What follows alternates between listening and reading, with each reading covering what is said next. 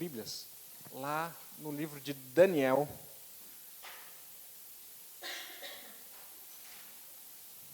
Profeta Daniel.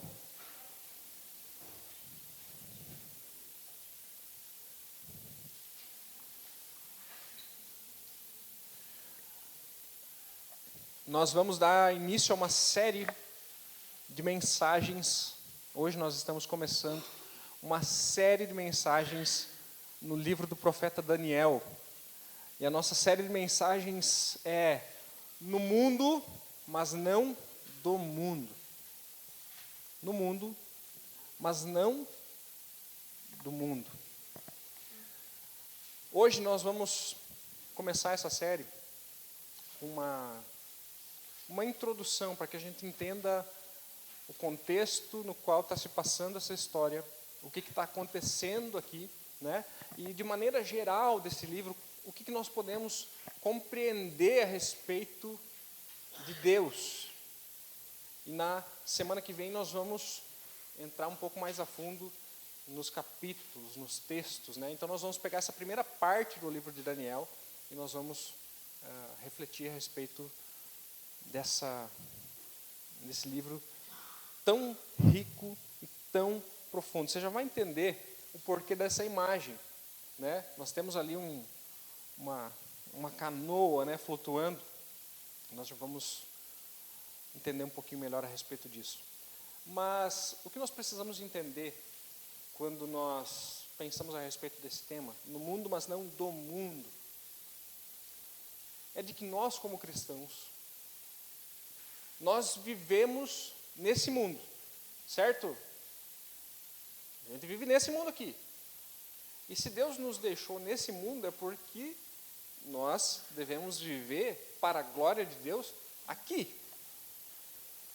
Se Deus não quisesse que nós estivéssemos no mundo, Ele já tinha nos levado, né?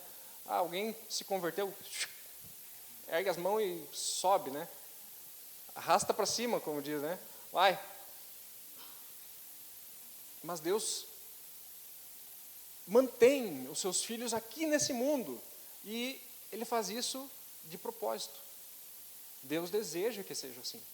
Nós vivemos aqui nesse mundo, mas nós precisamos concordar que o mundo nem sempre é um lugar fácil para o cristão. Nem sempre o mundo é um lugar confortável para o cristão. Porque nós convivemos o dia todo com pessoas que não temem ao Senhor, não creem no Senhor, não têm a mesma fé que nós, têm atitudes que nós julgamos erradas, coisas que nós fazemos que o mundo julga errado, né? Muitas vezes nós nos vemos nesse conflito, então não é fácil. Mas diante disso, diante dessa dificuldade, como que eu posso viver no mundo sem me contaminar com o mundanismo? Como que eu posso estar no mundo, mas não ser do mundo? Nós podemos assumir algumas posições extremas aqui. Nós podemos dizer assim, para não me contaminar com o mundo, sabe o que a gente precisa fazer? A gente precisa se isolar do mundo. Essa é uma postura. É melhor me isolar do mundo e a gente vive junto na nossa própria bolha, né? E daí a gente faz todos os dias uma programação na igreja, porque senão, imagina só, se a gente não faz nada, as pessoas vão interagir com as pessoas do mundo, vão sair com pessoas do mundo, e a gente se isola. Tipo aqueles monges, né, que se isolam do mundo e vão para um lugar isolado. A gente muitas vezes tem essa mesma posição, só que no nosso mundinho de igreja. Então eu só me relaciono com quem compactua com a minha fé, com quem pensa como eu. Essa é uma postura, né? A outra postura é a postura relativista e liberal de dizer assim, a gente pode se misturar e não dá nada, está tudo bem. E aí eu me misturo a ponto de já não saber mais o que é uma coisa e o que é outra coisa, né? Eu faço o que todo mundo faz. E também a gente perde completamente o impacto e a relevância que Deus nos colocou aqui para causar, né? Só que o que nós não podemos fazer, nem ir para um extremo, nem para o outro, muitas vezes nós separamos a nossa vida em caixinhas e dizemos assim, isso é coisa de Deus, isso é coisa secular, né? Nós separamos a nossa vida muitas vezes em aquilo que eu faço para Deus e aquilo que eu faço para mim mesmo. Então as coisas, as atividades da igreja, elas são de Deus, e Deus se agrada delas. As atividades que eu faço lá fora, amanhã começa a minha rotina de trabalho, eu estou no meu trabalho, eu estou na faculdade, eu estou com a minha família lá, eu estou num ambiente secular, né? Nós dividimos a nossa vida com uma divisão que a Bíblia não faz. Porque toda a vida do cristão ela é para Deus. Toda a vida do cristão ela é vivida para a glória de Deus, né? Mas como nós podemos andar por esse mundo sem nos contaminarmos com o mundanismo?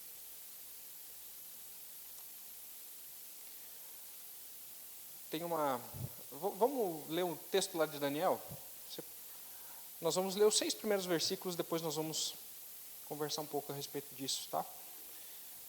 Daniel 1, nós vamos ler o primeiro versículo até o versículo 6 hoje.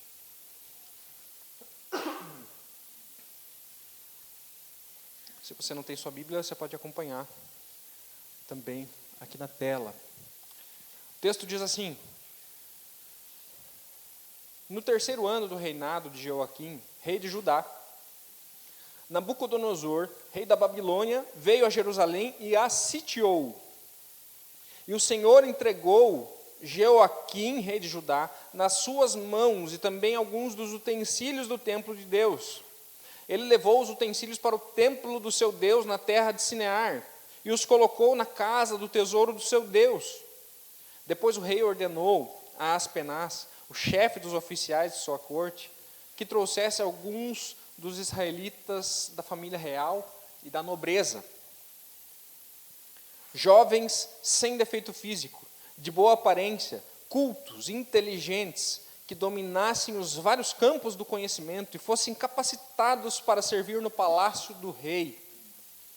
Ele deveria ensinar-lhes a língua e a literatura dos babilônios. Sua própria mesa, o rei designou-lhes uma porção diária de comida e de vinho. Eles receberiam um treinamento durante 3 anos, e depois disso passariam a servir o rei. Entre esses estavam alguns dos que vieram de Judá: Daniel, Ananias, Misael e Azarias. Olha só. Fala a respeito desses 4 jovens que vieram de Judá, trazidos de uma terra, que era a sua terra, para uma terra estranha, que eles não conheciam. E esses jovens, eles foram colocados num ambiente hostil à sua fé.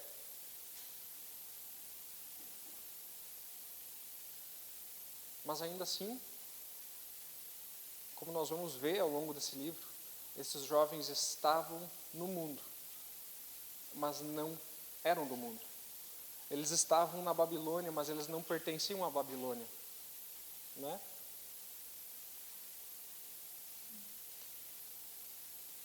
Quando nós pensamos a respeito de mundo e mundanismo, o que vem à nossa mente? O que é mundanismo? Mundanismo é escutar uma música que não seja gospel? Assistir um filme que não seja gospel?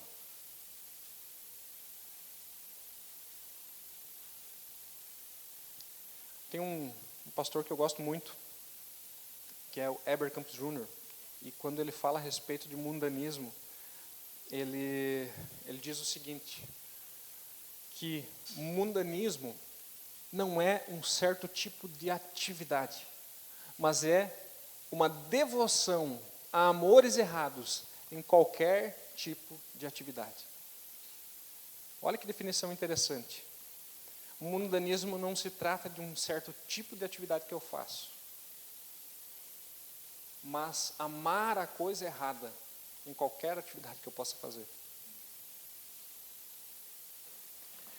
Lá em João, capítulo 17, versículo 15, Jesus, na oração sacerdotal, ele ora ao Pai dizendo assim: não rogo que os tires do mundo, mas que os protejas do maligno. E aqui entra o porquê dessa imagem, né, dessa canoa. Esse pastor Heber Campos Jr., ele usa um exemplo muito interessante e que vai nos acompanhar ao longo dessa série, de que a canoa na lagoa não é um problema. O problema é a lagoa na canoa. A canoa foi feita para estar na lagoa, né? Mas o problema, de fato, é quando a lagoa entra na canoa. Nós fomos colocados no mundo para viver nesse mundo, e isso é plano de Deus. Foi Deus que nos colocou. Deus tem planos para que nós estejamos nesse mundo. O problema não é nós estarmos no mundo, mas o mundo entrar no nosso coração, e isso é mundanismo. Isso é uma atitude mundana. Quando nós permitimos que o mundo invada o nosso coração, os valores do mundo invadam o nosso coração.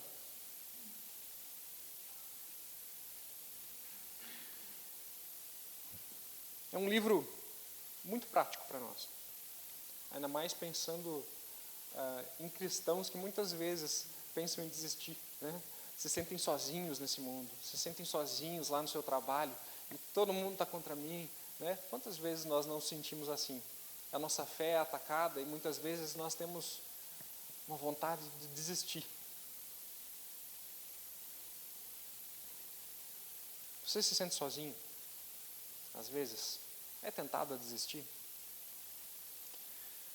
Nós vamos ver como esse livro ele se aplica nas nossas vidas, né? E como nós podemos aprender a respeito do caráter de Deus a partir desse profeta Daniel.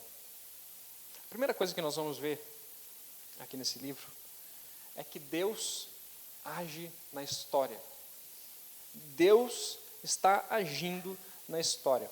Quando nós olhamos para a Bíblia, no Antigo Testamento, nós temos um povo, né, que era o povo escolhido, que começa lá com os patriarcas, tem Abraão, Isaac, Jacó, e aí Jacó tem os filhos, e daí José vai para o Egito, vendido como escravo, né?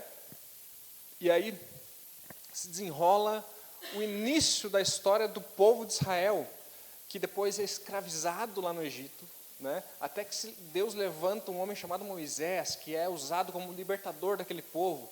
Então, Deus faz milagres, conduz esse povo no deserto. Aí Moisés não pode entrar na terra prometida, que Deus prometeu, né, que eles herdariam a terra que mana leite e mel, mas Moisés ele só vê a terra.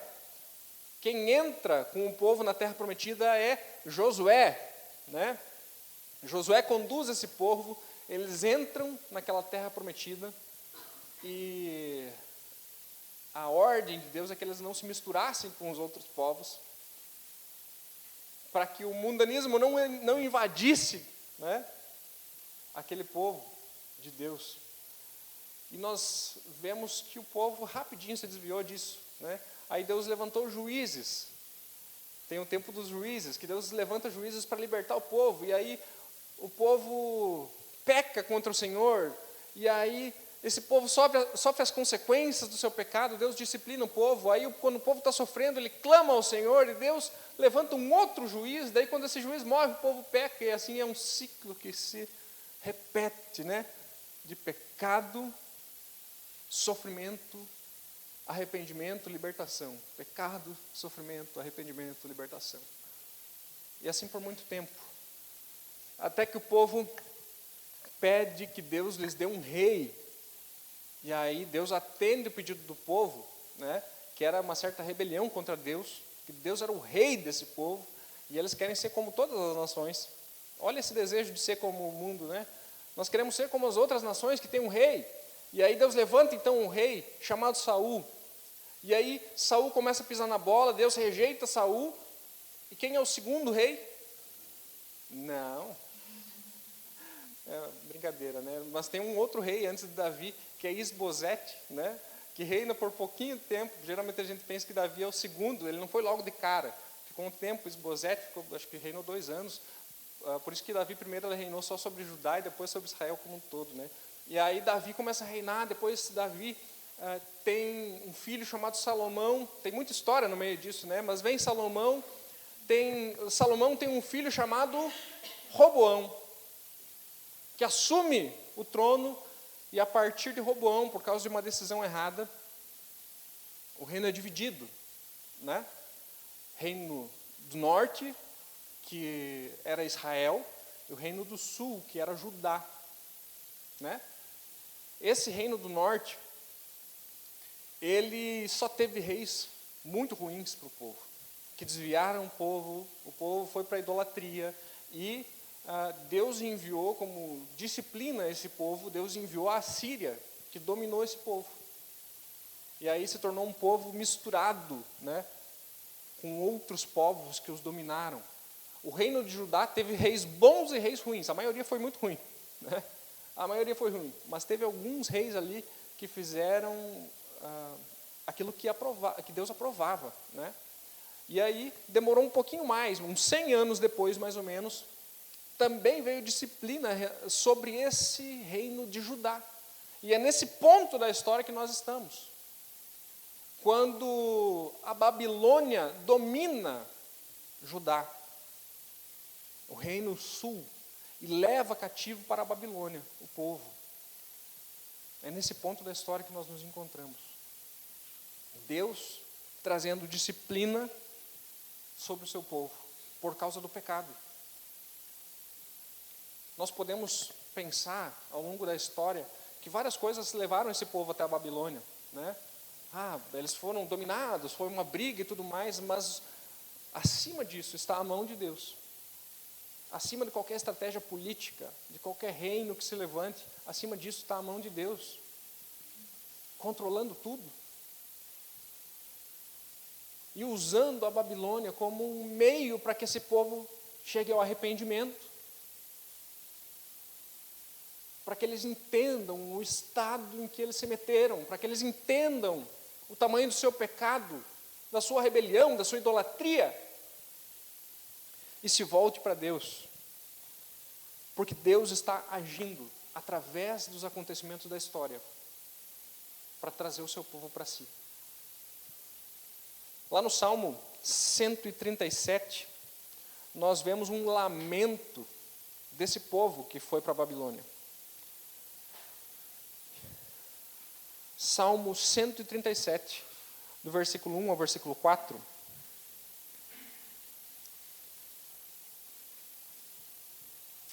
Diz assim: junto aos rios da Babilônia, nós nos sentamos e choramos com saudade de Sião. Ali, nos salgueiros, penduramos as nossas harpas. Ali, os nossos captores pediam-nos canções, os nossos opressores exigiam canções alegres, dizendo: cantem para nós uma das canções de Sião. Como poderíamos cantar as canções do Senhor numa terra estrangeira? É a pergunta que eles fazem. Como nós poderíamos cantar as canções do Senhor numa terra estrangeira? Como nós poderíamos cantar as canções se nós nos assentamos e choramos com saudades de Sião? Esse é o momento da história. O povo estava sofrendo por causa da sua idolatria. E nós vemos, através desses acontecimentos que parecem muito ruins, e de fato são, né? Nós vemos o caráter de Deus sendo revelado. E a primeira coisa que nós vemos é que Deus é justo. Deus é justo. Nós podemos ver logo aqui no início do livro de Daniel que o pecado não fica impune, que Deus não deixa o pecado impune. Deus não passa panos quentes para o pecado. Deus cumpre a sua justiça. Ele não pode simplesmente deixar passar. Nós somos corruptos, nós temos um coração corrupto, um coração que se desvia de Deus, e nós muitas vezes deixamos a justiça passar. Nós muitas vezes omitimos a justiça. Mas Deus não é como nós. Deus não pode passar panos quentes para o pecado e fingir que nada aconteceu. Porque Deus é justo. Na Bíblia, o pecado tem consequências claras, né? Deus deixa muito claro quais são as consequências do pecado. Lá em Gênesis, capítulo 2, versículo 17, Deus diz assim: mas não coma da árvore do conhecimento do bem e do mal, porque no dia em que dela comer, certamente você morrerá. Romanos 6, 23, a parte A diz assim: pois o salário do pecado é a morte. O salário do pecado, a recompensa, o fruto, é a morte. E o texto lá de Deuteronômio, capítulo 8, versículo 19, diz: mas se vocês esquecerem do Senhor, do seu Deus, e seguirem outros deuses, prestando-lhes culto e curvando-se diante deles, asseguro-lhes hoje que vocês serão destruídos. Deus é justo e Ele cumpre a sua justiça. Isso fica claro aqui no início de Daniel. Qual é o único motivo pelo qual o nosso pecado não nos traz essa consequência imediata? De nós sermos destruídos, de nós colhermos a consequência da morte por causa do pecado. O único motivo, a única razão para que isso não aconteça nas nossas vidas, porque, convenhamos, eu e você somos pecadores do mesmo jeito. Mas a única razão para que essa justiça não se cumpra dessa forma é porque Jesus Cristo morreu por nós. Porque a misericórdia do Senhor se estende sobre a nossa vida. Só que a misericórdia do Senhor não pode apagar e esquecer o pecado como se ele não tivesse acontecido. Para que Deus seja misericordioso, o Filho dele precisou morrer naquela cruz. Para que Deus estenda misericórdia para mim e para você, Jesus Cristo precisou pagar o preço do nosso pecado. Do contrário, não tem como Deus ser justo e perdoar o pecador. Deus só pode ser completamente justo e ainda assim perdoar o pecador, porque Jesus Cristo pagou o preço da justiça. É só por isso. Ele pagou o preço. A justiça de Deus foi cumprida na cruz por mim e por você. Para que nós não precisemos experimentar a morte. Jesus morreu para que nós pudéssemos encontrar a vida, e a vida eterna. A segunda coisa que nós vemos a respeito do caráter de Deus, esse Deus que está agindo na história, é que Deus é soberano. Deus é soberano. Ele tem tudo nas mãos, embora às vezes pareça que Deus perdeu o controle. Nós vemos logo ali no início coisas que nos levantam um certo alerta, né? Nós vemos que Nabucodonosor sitiou a cidade de Jerusalém. Um inimigo sitiou a cidade do povo de Deus, onde representava a presença do Senhor. Não, isso não pode acontecer. Não pode acontecer. Deus vai cercar aqui a cidade, eles não vão conseguir invadir, porque nós temos Deus do nosso lado, né? Nabucodonosor sitiou a cidade. Não apenas sitiou, ele levou os utensílios do templo. Esse templo que representava a presença de Deus no meio do povo é invadido pela Babilônia. E eles levam com eles os utensílios sagrados do templo. E isso é uma mensagem muito forte naquele tempo, né? É uma nação saquear o templo do Deus de uma outra nação significa que esse Deus foi derrotado. é um Deus mais fraco. E o nosso Deus agora tem os utensílios do templo sagrado daquele Deus fraco. Era isso que o povo estava vivendo ali. E não apenas isso, levam também os jovens daquele povo para servir lá na Babilônia, né? Para servir ao rei da Babilônia. A pergunta que fica aqui é: será que Deus foi derrotado? Porque o cenário indica isso. Deus foi derrotado. Tudo parece dizer que Deus perdeu essa batalha. Mas quando nós olhamos lá para o versículo 2, a gente vê que quem entregou o rei nas mãos de Nabucodonosor?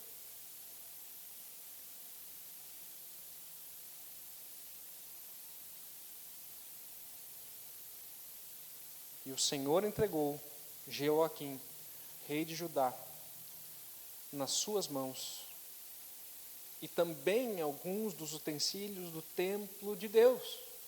Nada acontece fora da vontade de Deus. O cenário diz que Deus está derrotado. Nabucodonosor bate no peito e diz: eu venci, o nosso Deus é mais forte. Mas, no fim das contas, é a mão do Senhor agindo. É a mão poderosa de Deus direcionando, guiando a história. Deus não perdeu o controle. E o versículo 6 nos diz: entre esses estavam alguns que vieram de Judá: Daniel, Ananias, Misael e Azarias.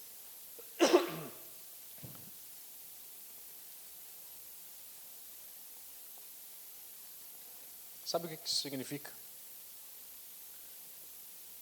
Que, na verdade, Deus enviou para a Babilônia um cavalo de Troia, né? Nabucodonosor acha que ele está controlando. Eu faço o que eu quero, a história está nas minhas mãos. Na verdade, Deus estava enviando suas testemunhas para a Babilônia. Foi o jeito de Deus para que a Babilônia conhecesse quem é esse Deus. Muitas vezes nós não entendemos a forma de Deus agir, como que Deus age. Mas nós podemos ter a convicção de que Deus não perdeu o controle da história. Deus não perdeu o controle da situação. E Deus não perdeu o controle da sua vida. Seja a situação que você estiver passando, Deus não perdeu o controle da situação. Talvez você não entenda aquilo que Deus está fazendo hoje. Talvez você não consiga compreender a forma como Deus está agindo. Quando lá em Romanos 8:28, Paulo nos diz que todas as coisas cooperam para o bem daqueles que amam a Deus. Os que foram chamados de acordo com o seu propósito, e o propósito é muito claro ali nos próximos versículos. O propósito de Deus é nos tornar mais parecidos com Jesus, é nos transformar à imagem do seu Filho. E todas as coisas estão agindo para o nosso bem, quando nós amamos ao Senhor. Mesmo as coisas que nós não entendemos o que Deus está fazendo, mesmo nos momentos em que parece que Deus foi derrotado, Ele não perdeu o controle. Deus é soberano.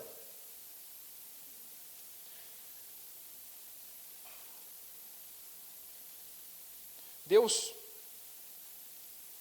envia esse grupo de jovens para lá como um remanescente, né? Como lá em Isaías 10:20, Deus fala a respeito do remanescente de Israel, o remanescente fiel. Deus sempre teve alguém como sua testemunha durante a história. Em todos os momentos da história, Deus nunca ficou sem testemunhas. Nunca ficou. Lá na igreja primitiva, quando estava havendo uma grande perseguição, tinha as testemunhas de Jesus lá, né? Durante um grande período da Idade Média, que ficou conhecido como Idade das Trevas, né? Onde a maior parte da igreja se corrompeu. Ali Deus tinha suas testemunhas ao longo de toda a história, até que depois levantou reformadores e pessoas usadas por Deus ao longo da história, e assim é até hoje. Deus não vai ficar sem testemunhas. A pergunta é, você é uma delas? Você é uma dessas testemunhas? Que continua fiel a Deus num mundo onde ninguém mais se importa com a sua palavra?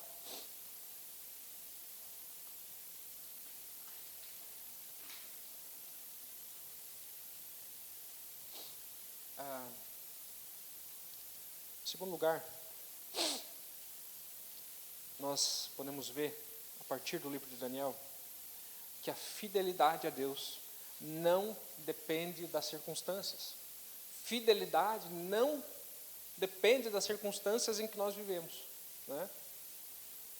Se a gente for analisar de grandes nomes do Antigo Testamento, heróis da fé, né? Todos eles nós vemos cometer pecados durante a sua caminhada, né? Todos eles são pecadores. Jesus morreu por cada um desses heróis da fé, né? Jesus morreu por Daniel.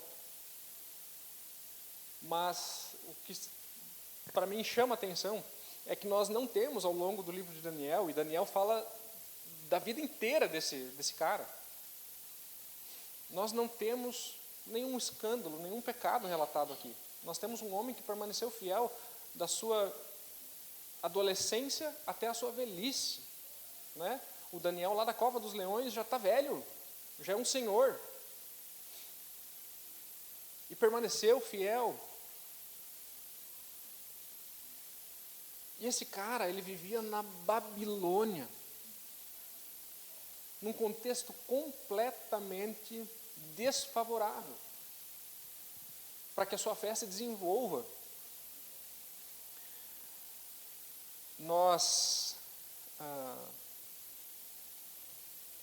Se nós somos fiéis a Deus apenas quando as circunstâncias são favoráveis a nós, nós não somos fiéis de fato. É a mesma coisa que eu falar assim, eu tenho um cachorro que ele é muito fiel a mim, eu só não posso abrir o portão que ele vai embora, né?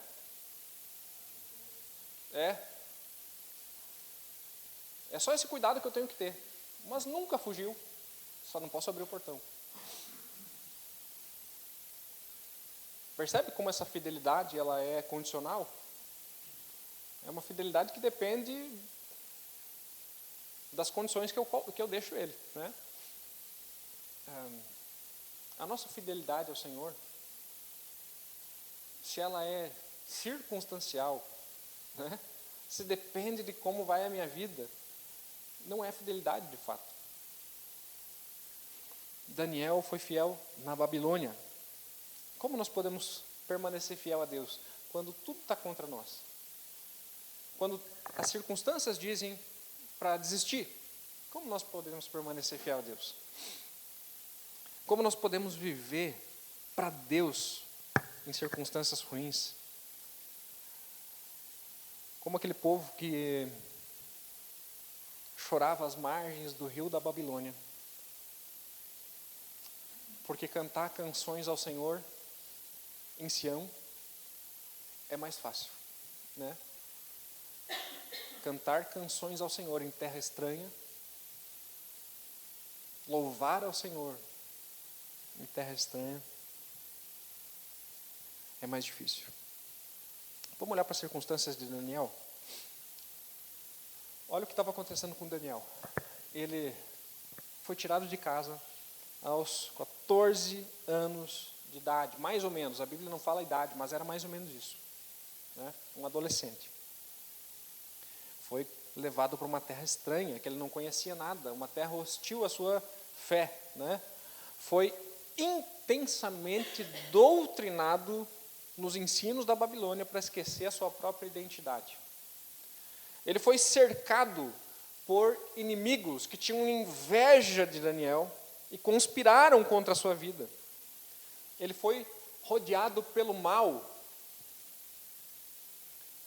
desde a sua adolescência, na sua maturidade, na sua velhice, o tempo todo, né? O tempo todo foi tentado a abandonar o Senhor. E o tempo todo ele foi tentado a buscar prosperidade, posições, reconhecimento, né? Quando a gente olha para o livro de Daniel, você vai perceber isso. Daniel, ele se destacou de tal forma que ele assumiu uma das maiores posições na Babilônia. E ele ali poderia muito bem pensar assim: agora eu cheguei onde eu queria, agora eu posso desfrutar, né, da posição que eu atingi, graças aos meus esforços. Daniel foi tentado a tudo isso durante toda a sua vida. Mas Daniel propôs em seu coração, como diz no versículo 8, ele propôs no seu coração não se contaminar, mas agradar a Deus. Esse era o propósito de Daniel, ele queria agradar a Deus acima de tudo. E por isso, nada disso enchia os olhos de Daniel, nada disso fazia com que ele se rebelasse contra Deus e buscasse os seus próprios interesses. Porque Daniel entendeu que a fidelidade ao Senhor não pode depender das circunstâncias que eu estou vivendo. Como Jesus disse que quem é fiel no pouco é fiel no muito, né? Independente das circunstâncias que eu estou vivendo, tendo muito, tendo pouco.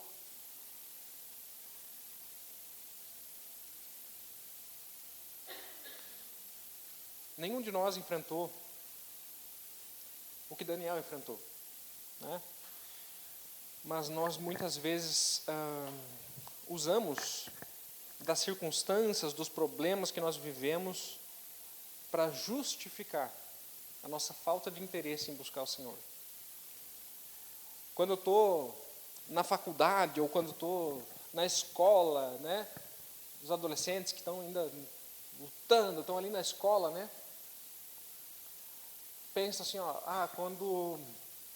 quando terminar os meus estudos eu vou ter mais tempo e eu vou poder me dedicar para as coisas do Senhor. Agora eu estou numa fase difícil, complicada, tenho que estudar, tem prova e não sei o quê. Então quando essa fase passar, eu vou me dedicar mais às coisas do Senhor, vou buscar mais ao Senhor.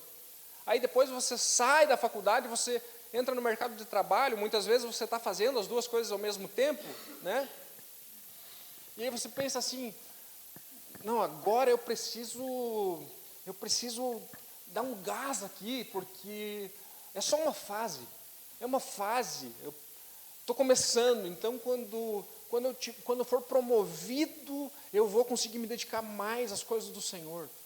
E aí quando você é promovido, você tem mais responsabilidade sobre você, você fala assim: nossa, agora eu estou sem tempo, a vida está muito corrida, eu não estou conseguindo.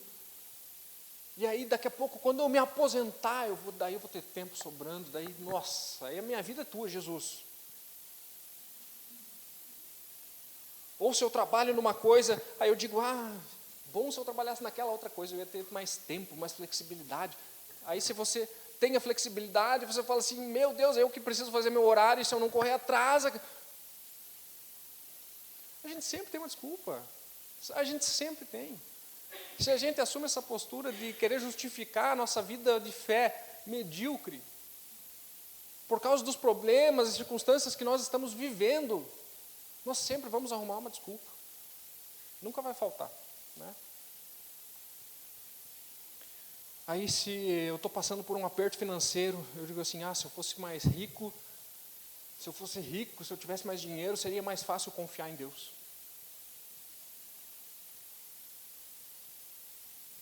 Aí se eu tenho muito dinheiro, eu falo assim: se eu tivesse mais tempo, né? Não é assim? Confiaria mais em Deus. Porém, Daniel é a prova de que as nossas desculpas são só desculpas, né? na Babilônia, cheio de responsabilidades, estudando o dia inteiro e servindo na Babilônia, e ainda assim se manteve fiel ao Senhor. Sabe de uma coisa? A fé, ela pode florescer nas piores circunstâncias. A nossa fé, ela pode crescer e se fortalecer nas piores circunstâncias da nossa vida. Daniel é a prova disso. Até quando você vai esperar pelas condições ideais para se comprometer com o Senhor? Até que dia você vai esperar? É dizer, quando isso acontecer, aí eu vou me comprometer mais. Quando tal coisa chegar, aí eu tenho filhos pequenos, quando eles crescerem eu vou ter mais autonomia, eu não vou precisar ficar tanto em cima. Quando eles forem maiores, eles vão estar dando mais preocupações, e nossa, ele tem que ver isso, tem que comprar aquilo, ele tem que fazer tal coisa. E aí eu falo assim, quando meus filhos saírem de casa, mas adivinha, quando eles saírem de casa, você vai ter uma outra desculpa para dar. Né? É assim, a gente é assim. Até quando você vai esperar pelas condições ideais, que nunca vão chegar? Vai ficar esperando para sempre? Para se comprometer de fato com o Senhor? Outra coisa muito comum, a gente até estava falando na sexta-feira com os homens. Eu estou me organizando financeiramente porque eu quero começar a contribuir, né, com a igreja, com a obra do Senhor. Né? E aí eu vou me organizar financeiramente. Esse dia nunca vai chegar. Nunca vai chegar, já até adianto. Vai esperar para sempre. Né? Tem gente que está 10 anos esperando só eu me estabilizar, né?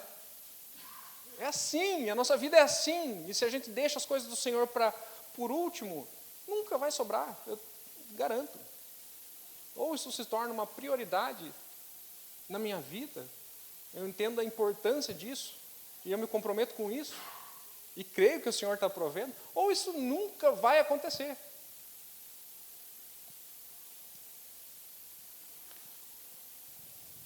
Até quando?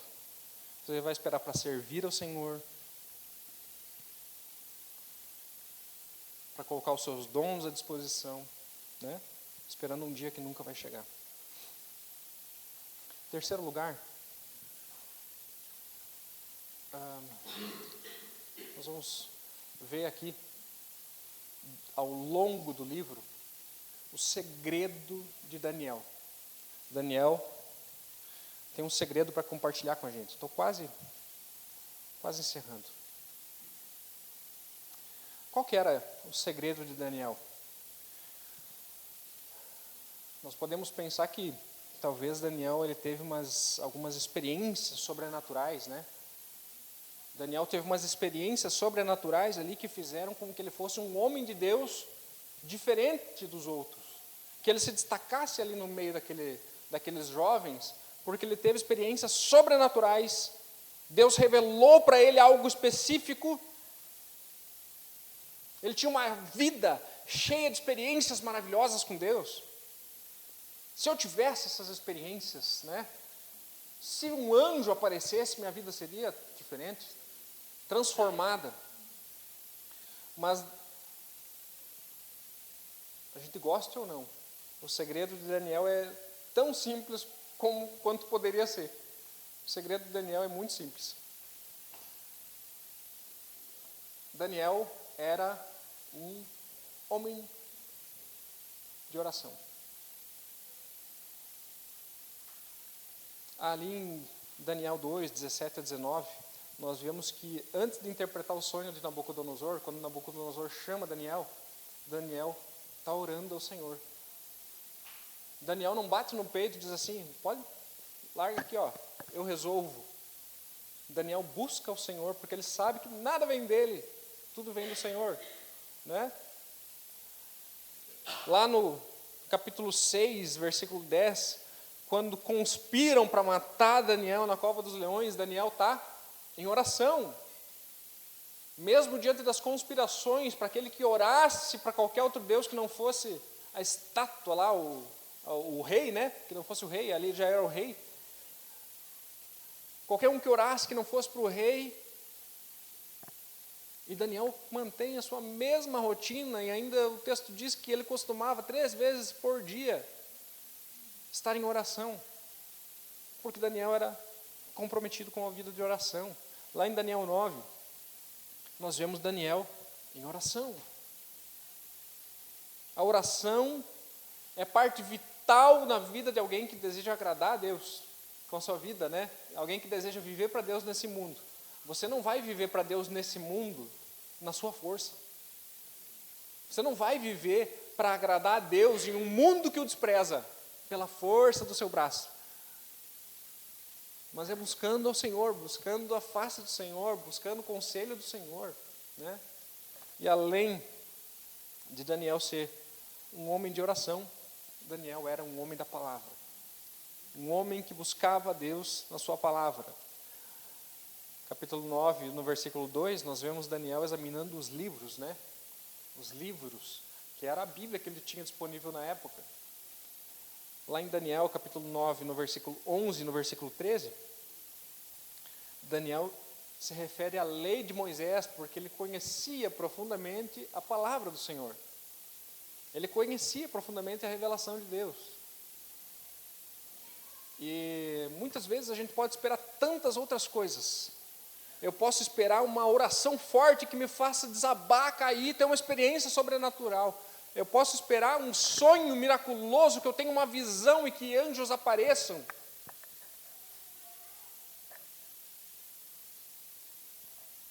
Mas o grande segredo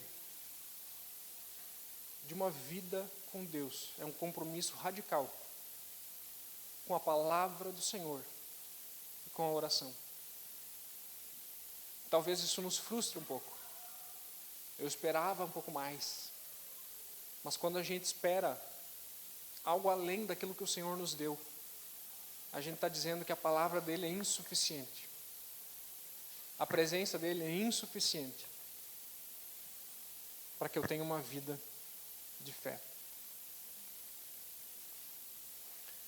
Ele nos disponibilizou a sua palavra, né? Não é tão difícil entender o segredo de Daniel. O difícil mesmo é praticar. O difícil é a gente se comprometer de fato. Daniel permaneceu firme porque ele lia sua Bíblia e orava. Lá no Salmo 119, versículo 11, diz assim: eu guardei no coração a tua palavra para não pecar contra ti. Né? Guardei no coração a tua palavra para não pecar contra ti.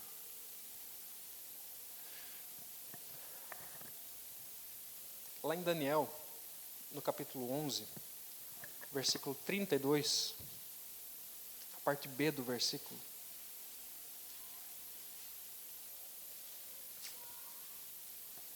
Esse texto não tá ali. Mas diz assim,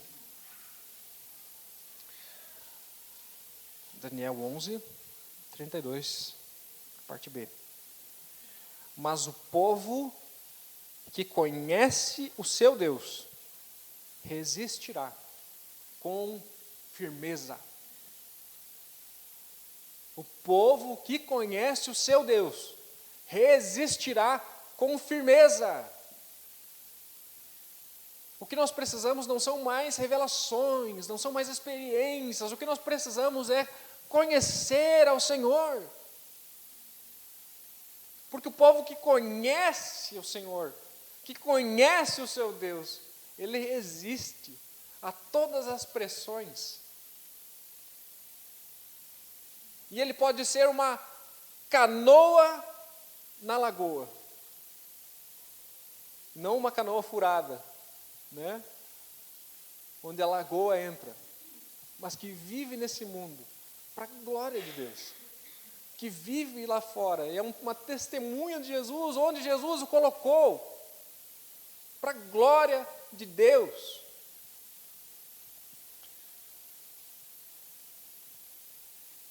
A Bíblia é oração. O grande segredo de Daniel e o grande segredo dos grandes homens de Deus na história, né? É o grande segredo. essas mesmas ferramentas que Daniel tinha à disposição, adivinha, elas estão disponíveis para nós. Alguém aqui não tem uma Bíblia? Se alguém não tiver uma Bíblia, venha ao final do culto conversar, vou fazer questão de te dar uma Bíblia. A gente tem Bíblias que é para isso, né? Se alguém não tiver, a gente tem Bíblias para doar.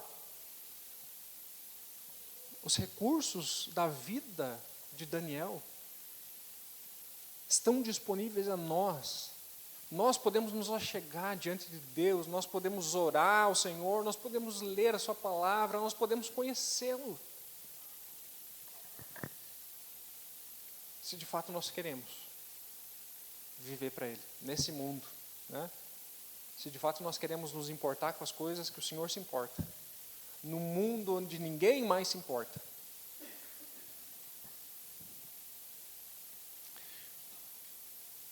Quero chamar o pessoal do louvor para a gente encerrar. Enquanto a gente reflete a respeito daquilo que a gente ouviu, né? Para você guardar, levar no seu coração. Primeiro que as circunstâncias da vida não podem nos impedir de buscar a Deus. Fidelidade não depende das circunstâncias. O que você está vivendo, não espere. Não espere até o dia ideal para que você possa buscar ao Senhor e as coisas do Senhor. Esse dia nunca vai chegar. A nossa fé floresce no meio das circunstâncias não ideais. Na minha vida comum, com os problemas comuns, com as coisas que eu estou vivendo, ali é o momento, ali é o lugar onde a minha fé pode florescer. Que desculpas nós vamos dar diante do Senhor? Será que no dia em que nós nos apresentarmos diante do Senhor, as nossas desculpas vão colar? Será que a gente vai dizer, Senhor, mas o Senhor não sabe a minha rotina? Senhor, mas Tu não sabe as coisas que eu estava vivendo. Senhor, Tu não sabe o quanto eu estava ocupado. Será que vai fazer sentido? Diante do Senhor? Talvez diante de qualquer pessoa, você pode dar qualquer desculpa. Mas diante do Senhor, isso não...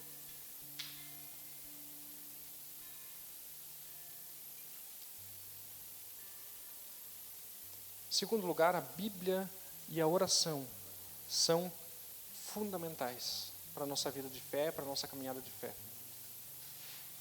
Se você não tem por hábito orar e ler a Bíblia, nós vamos orar hoje à noite, pedindo a Deus, para que Ele te mostre o que você tem priorizado no lugar de buscar o Senhor.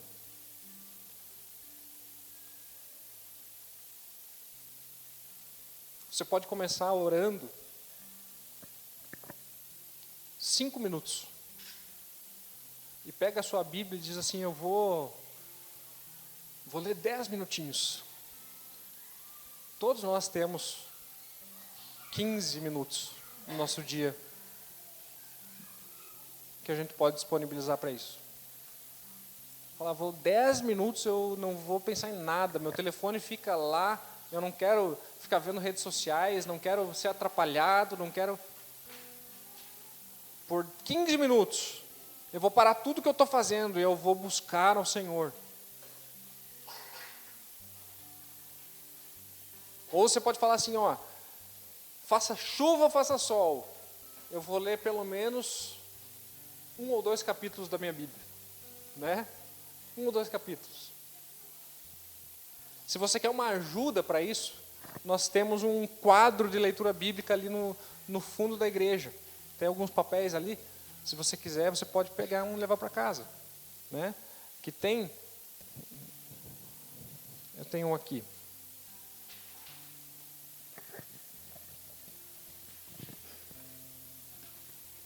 Tem todos os livros e capítulos em quadradinhos ali. E você lê um capítulo, você risca ali, né? Risca ali, você sabe o que você está lendo, o que você falta ler ainda, né? Deixa dobradinho no meio da Bíblia. É um dos recursos, tá? Uma das formas. Mas se comprometa com a leitura da palavra.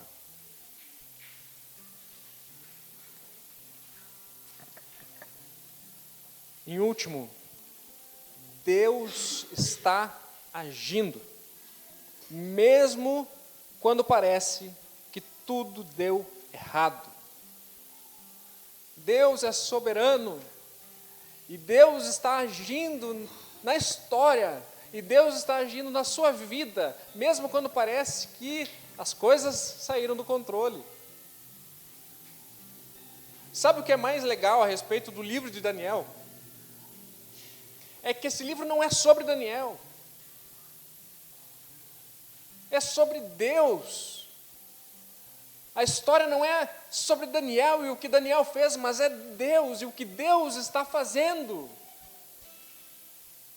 O que Deus está fazendo na história, através de Daniel.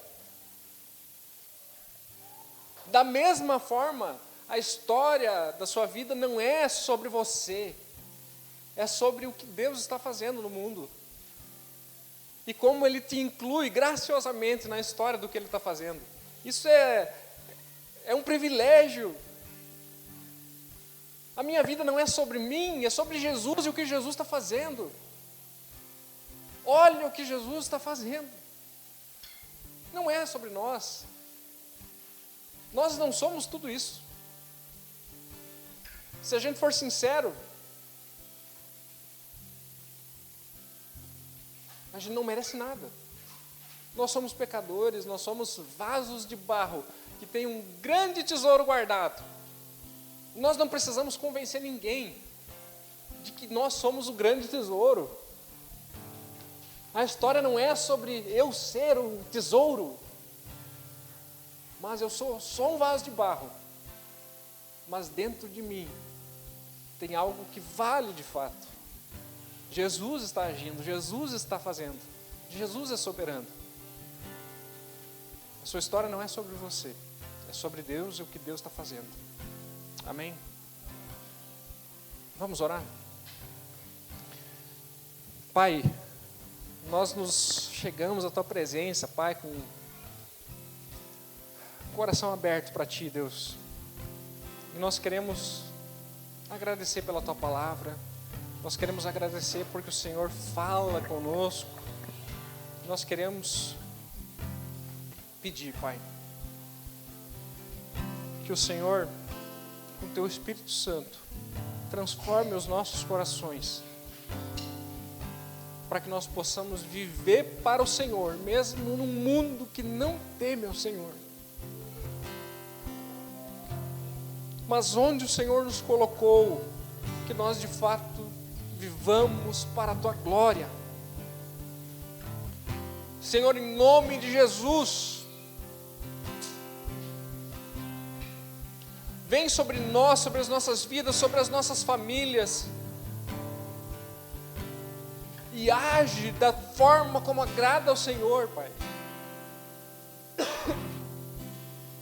Nós ouvimos nessa noite a respeito da Tua soberania, que o Senhor está agindo, mesmo quando a gente não consegue entender quais são os caminhos do Senhor. Mas nós podemos, mesmo sem entender, nós podemos crer de que os Teus caminhos são mais altos do que os nossos caminhos, Teus olhos vêm além do que os nossos olhos, e o Senhor sabe o que está fazendo. Nós nos rendemos ao Senhor, confiamos em Ti. Age em nós, porque a nossa vida não é sobre nós, mas sobre o Senhor, sobre a Tua graça transformando vidas, sobre o Senhor alcançando pessoas quebradas e fazendo recomeços nas nossas histórias. A nossa história é sobre um grande tesouro guardado em vasos de barro.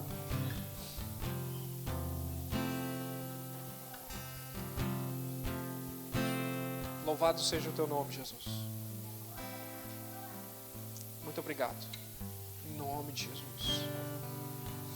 Amém.